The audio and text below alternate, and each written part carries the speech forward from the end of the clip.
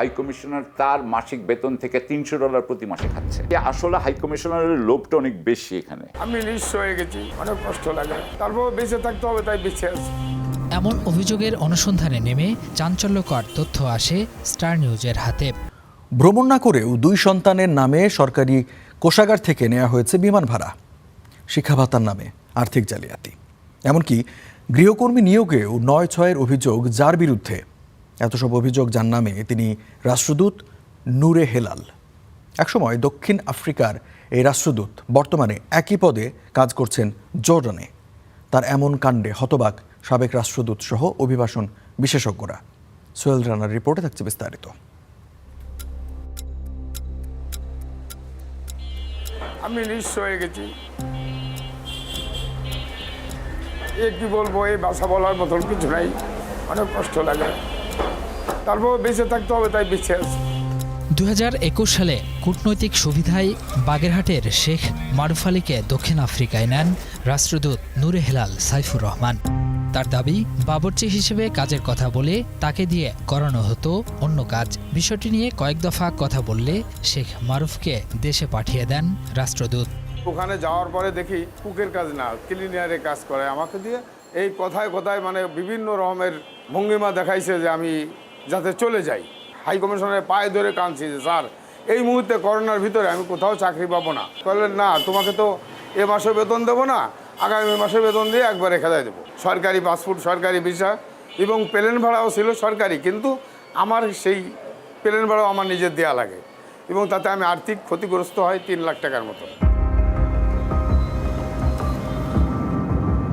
এমন অভিযোগের অনুসন্ধানে নেমে চাঞ্চল্যকর তথ্য আসে স্টার নিউজের হাতে। রাষ্ট্রদূত নূরে হেলালের বিরুদ্ধে বেশ কিছু অডিট আপত্তি দিয়েছে মিশন অডিট অধিদপ্তর। নথি ঘেঁটে দেখা যায়, রাষ্ট্রদূত কূটনৈতিক ভিসায় 4 জন গৃহকর্মীকে দক্ষিণ আফ্রিকায় নিয়ে যান, যাদের থাকা খাওয়ার খরচ মেটান সরকারি কোষাগার থেকে, যা ছিল অবৈধ।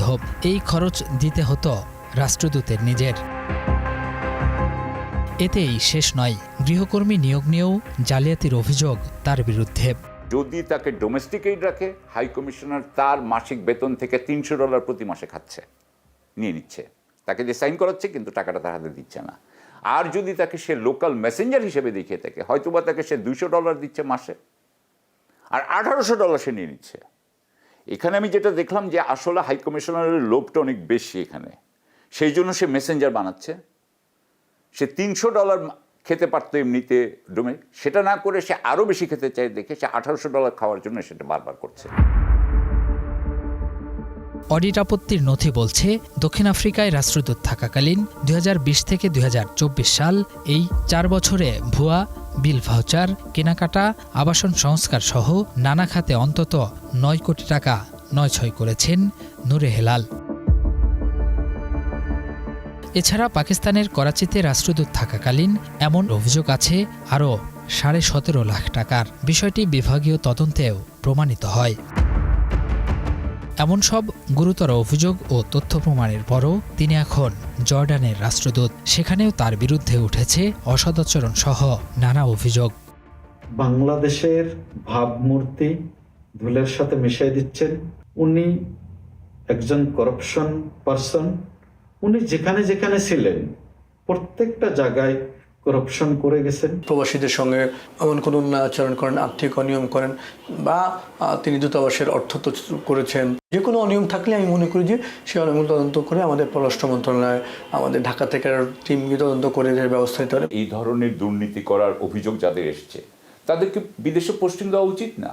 মানে এইসব ব্যাপারে তো খুব কড়া হওয়া উচিত। আপনি তো তাকে পোস্টিংটা দেওয়ার মাধ্যমে তার দুর্নীতিকে উৎসাহিত করবেন। তবে এসব অভিযোগ তুড়ি মেরে উড়িয়ে দেন রাষ্ট্রদূত নূরে হেলাল সাইফুর রহমান। আমি সাউথ আফ্রিকা থেকে এখনো অফিসিয়ালি অডিট রিপোর্ট পাই না, এই জন্য আমি এটা নিয়ে কোনো কমেন্ট করতে পারতেছি না এই মুহূর্তে। আপনি কিভাবে জানেন যে আমি ডিপ্লোম্যাটিক বিষয় নিছি? অডিট আপত্তিতে সেটা উল্লেখ আছে। অডিট আপত্তি তো কুরআন না, বাইবেল না, বেদ না, যে তারা যেটা বলছে সেটাই ঠিক। অডিটের ধারণা ভুল। আচ্ছা, আর করাচির বিষয়টা এক বিভাগীয় মামলাও হয়েছিল আপনার বিরুদ্ধে। আমি এটা নিয়ে কথা বলতে চাই না, that is a settled case. প্রতিবেদনের বিষয়ে নিরীক্ষা দলের প্রধান KM সিরাজুল মনিরের সাথেও যোগাযোগ করেছি। ক্যামেরায় কথা না বললেও তিনি নিশ্চিত করেছেন নিরীক্ষা প্রতিবেদনটি বস্তুনিষ্ঠ। সার্বিক বিষয়ে পররাষ্ট্র মন্ত্রণালয়ের অবস্থান ও পদক্ষেপের বিষয়ে আনুষ্ঠানিক বক্তব্য জানার চেষ্টা করে স্টার নিউজ, তবে একাধিক ঊর্ধ্বতন কর্মকর্তার সাথে যোগাযোগ করলেও সাড়া মেলেনি। Sohel Rana, star news, Dhaka.